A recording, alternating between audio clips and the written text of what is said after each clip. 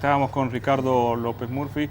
Ricardo, con una gran experiencia como ministro, candidato a presidente, que yo creo que si en el 2003 el radicalismo iba unido, iba al balotaje con Carlos Menem, y bueno, eso ya era otra historia que uno ya no puede hablar mucho. Pero sí queríamos saber con su experiencia para hablar de ciertos temas. Ahora hay toda una movida de gobernadores que quieren hacer frente para que no se saque fondos de las provincias para pasarlo para el fondo del conurbano. San Juan se dice que representan más de 2.000 millones de pesos, en una economía como la sanjuanina, con una parte privada que por el tema principalmente de flete y otras cuestiones ya viene con bastante problema. 2.000 millones de pesos es mucho dinero. ¿Cómo se soluciona este tema? Porque Buenos Aires sí necesita plata, pero no con la provincia. A ver, ahí el problema es interpretar la ley. Recuerde usted cuándo era la ley. Ahí se había fijado un monto nominal, pero era en la época de la convertibilidad. O sea, ese monto nominal era en una economía que carecía de inflación. Si uno dice el dólar nomás, eran 17 veces más.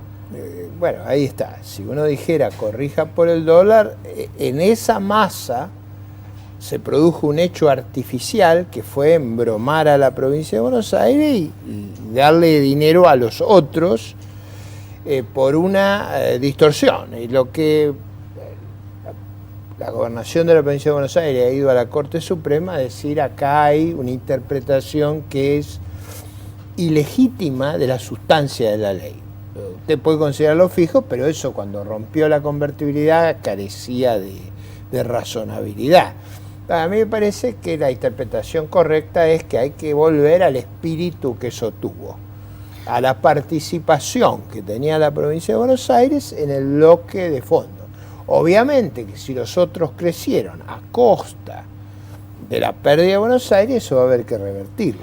Lo que pasa es que también creció el porcentaje que se lleva la nación. No, está bien. Porque lo que quiero decir con esto es, que tenemos es recomponer, me parece a mí. Esto no va a ser una cuestión política, va a ser un fallo judicial. Lo que está todo el mundo arguyendo frente a la Corte. El tema ahí es cuál es el criterio de recomposición y de justicia frente a eso. Ahora usted dice, bueno, además de eso, cualquiera sea el fallo, yo tengo la interpretación que hay que volver a la situación original. Los problemas que surgieron después tienen que ser afrontados por otros medios, no negándose a una interpretación racional de esas circunstancias. Los gobernadores dicen, bueno, vean la nación cómo sacan dinero sin tocar lo de las arcas provinciales porque va a ser problemático. Uno lo que ve que muchas veces la provincia de Buenos Aires, la ciudad de Buenos Aires, se ha transformado en un centro en donde recibe también del interior porque es donde se busca más posibilidades de trabajo. Si no hay un desarrollo en algunas cosas ahí yo ahí tengo una opinión que viene de muchos años atrás. O sea, si el país tiene un problema es una macrocefalía enorme en el Gran Buenos Aires y un raquitismo en el interior. Que Alfonsín lo vio bastante con el tema de Es cierto, y antes Alena lo había dicho, pero yo diría que en el 2002 se sabía con claridad que si algo no había que hacer era volcar subsidios al Gran Buenos Aires. ¿Cuál fue el error más grave de la gestión kirchnerista? ¿Cuál fue el error estructural, estratégico, que a mí me tiene asombrado que el resto del país no se lo puntualice? Es haber volcado masivamente recursos al cordón oeste y al cordón sur del Gran Buenos Aires, con inmenso subsidio a la energía, inmenso subsidio al transporte, inmenso subsidio al agua, que lógicamente atrajeron gente del interior del país a radicarse donde repartían. Claro. Entonces, el error estratégico del kirchnerismo de causar agravar un problema que teníamos, porque el problema preexistía. Lo que a nadie se le había ocurrido es hacer lo que ellos hicieron, que fue profundizarlo a extremo extraordinario. Tan grave es el hecho que han construido su base política en el cordón oeste y el cordón sur del Gran Buenos Aires, como vimos en las primarias abiertas. O sea, el problema es un problema muy serio, porque fue una pésima estrategia que yo nunca pude entender por qué los gobernadores del resto del país avalaron esa estrategia del kirchnerismo a lo largo de los 13 años que gobernó. Súmele algo, que todos esos fondos no se han notado tampoco en la provincia de Buenos Aires, porque uno dice, bueno, han destinado tanto dinero. La provincia, si usted saca el cordón oeste y el cordón sur, fue vaciada. Es decir, el problema acá Pero el mismo es cordón oeste y cordón sur no se le ha visto la plata. No, la plata se vio porque lo que se hicieron fue crear una red clientelar, una red pero no están de económicamente mendicidad florecientes. pública. No, bueno, porque la clave para tenerlo sujeto era generar ese mecanismo de vasallaje, porque y de dependencia. Vivir de los planes, generar toda esa cultura patológica que se ha creado, ha producido un daño inmenso al país, pero no solo en términos de las pérdidas fiscales. Subsidiar la energía contamina. Usted sabe que todos los países van para el otro lado. Acá se hizo un disparate. Pero lo más grave es el disparate estratégico de construir en el oeste del Gran Buenos Aires, en el sur del Gran Buenos Aires, el polo de dominancia del país. Le agrego otro caso. A mí siempre me costó entender por qué los gobernadores del resto del país avalaban eso. Que no se quejaban. Bueno, quizás porque estaban muy subordinados, quizás porque carecían de autonomía, quizás porque no tenían la lucidez de ver lo que estaba ocurriendo. El otro caso que a mí me impresiona es la reforma del 94. Mire la reforma del 94. En la reforma del 94, la Patagonia, que tenía el 23% de los votos para elegir presidente en el colegio electoral, se redujo al 3%. Y el poder pasó de las provincias del interior a La Matanza, Loma de Zamora, Almirante Brown.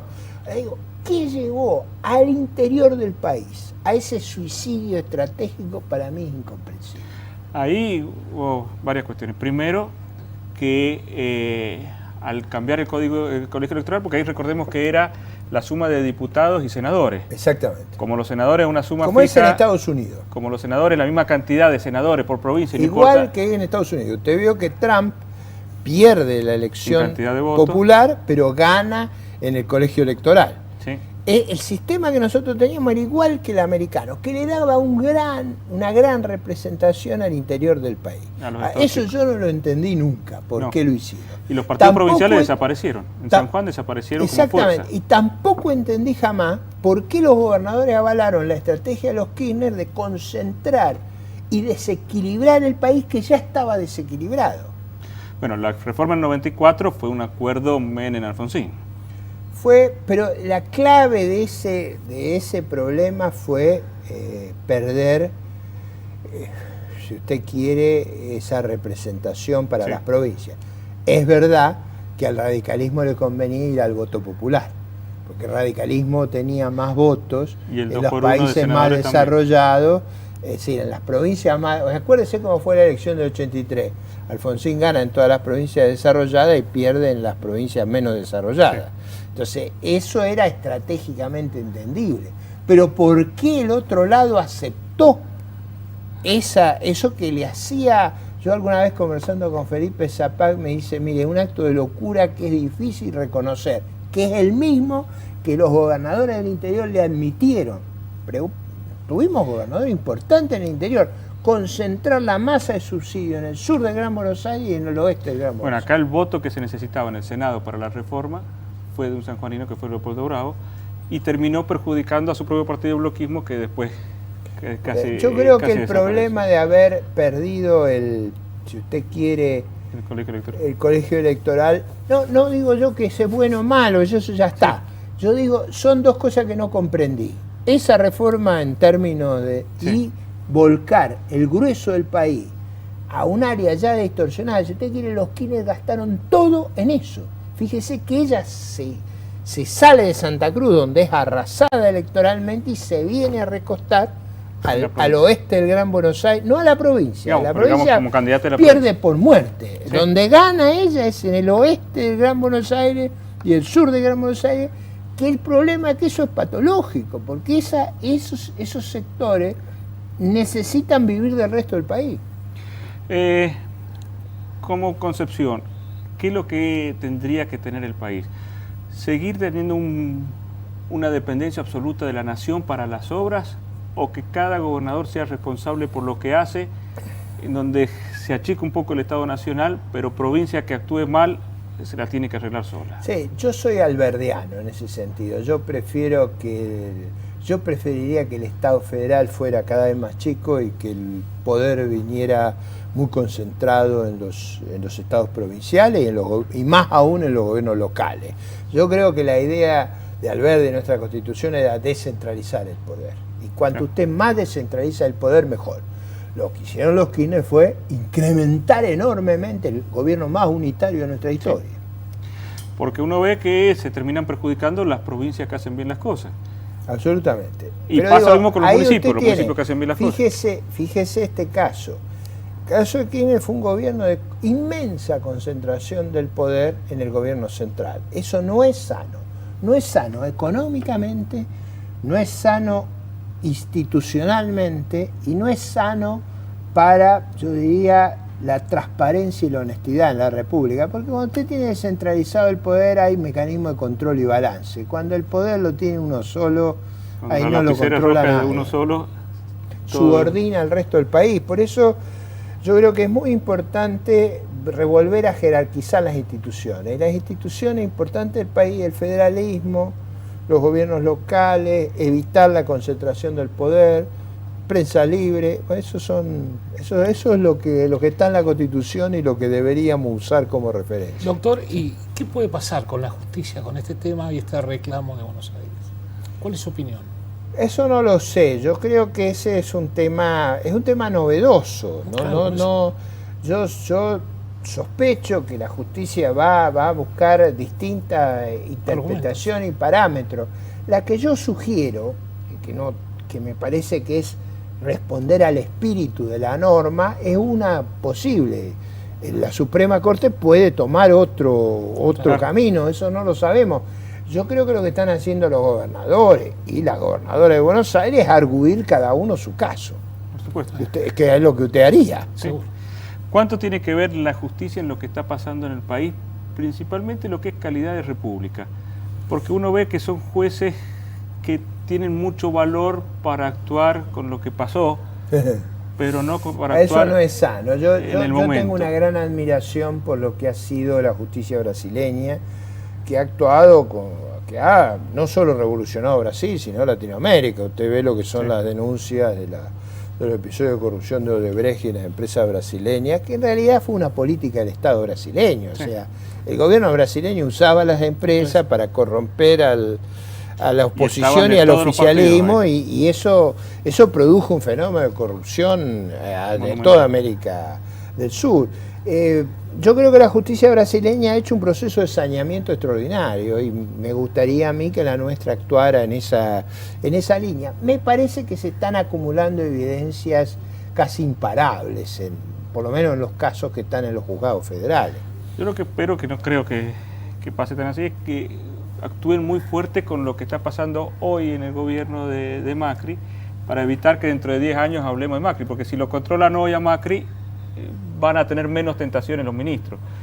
Y lo de Cristina, si se resuelve dentro de 5 años, 10 años, tampoco sirve pero mucho. A mí me parece que están yendo a juicio oral el año que viene. Ojo que ahí hay causas que ya están muy avanzadas. Porque, es decir, que Menem siga siendo candidato es un mensaje que se le da también. Bueno, es decir, con varias sentencias en contra y todo, que pueda seguir candidato. Sí, que sentencia en contra de la Cámara Federal Electoral. O sea, eso no ha sido feliz, digamos. Usted sabe que no ha sido feliz. Pero, bueno, usted tiene que aceptar el régimen institucional. O sea, nuestro régimen institucional no es bueno, no es perfecto. Ahora, yo prefiero el régimen institucional a la arbitrariedad del poder absoluto. Sí. Y me gustaría que el régimen judicial fuera a fondo. Creo que los casos que involucran al expresidente van a tener que tener un tratamiento, no importa que sea senadora o no, van a tener que enfrentarse. Ahí hay casos que son explosivos, que son extraordinarios. O sea, eso de construir hoteles, que los hoteles estén vacíos y se los compren los contratistas, eso era una cosa que no resiste. O que fuesen los empleados de una empresa que estaba a 600 kilómetros los que durmieron en el hotel. Era toda lógica. Digo, Lo que a mí me asombra es que no se vea ese episodio y que no se lo valore. Eso es lo que me asombra.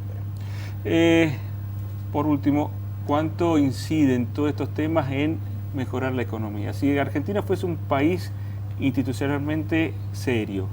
Eso ayuda. Ayuda. No resuelve. O sea, yo creo que lo que resuelve es que el país tenga una orientación más a volverse un país atractivo a la inversión, atractivo al empleo. Yo creo que el país tiene que volver a ponderar el valor de la inversión y del empleo productivo. Y esa es la clave. Usted no crece por arte de Birli Birloque. Usted crece porque invierte más, usted crece porque emplea más gente, usted crece porque la gente es más calificada y usted crece porque tiene reglas que incentivan el aumento de productividad. No hay magia en eso. Pero ¿cómo le va a decir hoy a un empresario, por ejemplo? Régimen institucional valioso, sano, transparente, ofrece más garantía, porque cuando usted invierte, pone el dinero hoy y lo va a recoger dentro de varios años. Eso necesita reglas de estabilidad para creer en la inversión. La cuestión es cómo se lo aconseja o se le dice a alguien que invierte un dinero que le puede dar un 27% de interés en LEVAC. Sí, cuidado con eso, porque la inflación es 22%, es decir, en los plazos fijos la gente cobra de interés menos de lo que es la inflación. Con los costos bancarios. Yo no creo que usted hoy, ni aún en LEVAC, sea un negocio extravagante. O sea, yo creo, es verdad que las tasas son positivas, pero no son extravagantes. Ahora, si la inflación bajara drásticamente, y si usted cree eso, la tasa de 27 es muy atractiva. Ahora, usted sería más optimista que Federico Sturzenegger. Sí.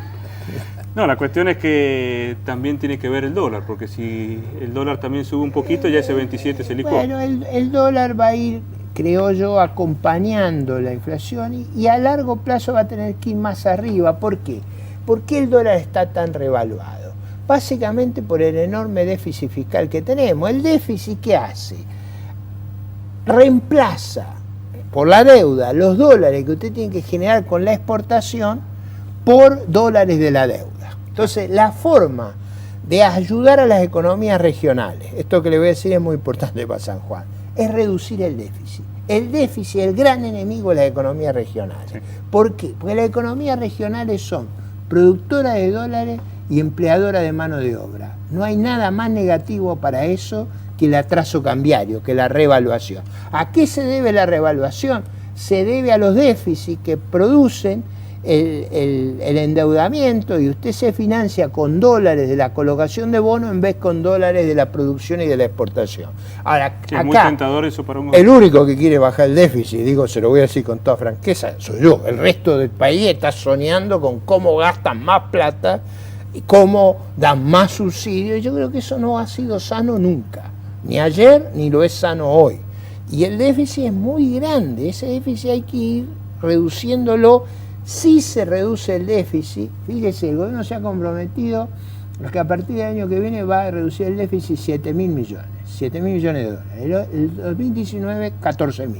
El 2020, 21.000. El 2021, 28.000.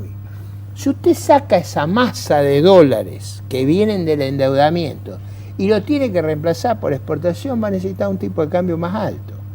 Y a su vez también va a reducir el déficit porque va a empezar a recaudar genuinamente más el Estado. Bueno, y va a tener yo creo que ganar el pan con el sudor de la frente, ganarlo trabajando y exportando, e invirtiendo en lo mejor que necesita el país. Dejar de gastar tanto por el Estado y que haya mayor producción. Lo que usted tiene que hacer es, ¿qué hace el déficit? El déficit es como un Pac-Man que se come el ahorro.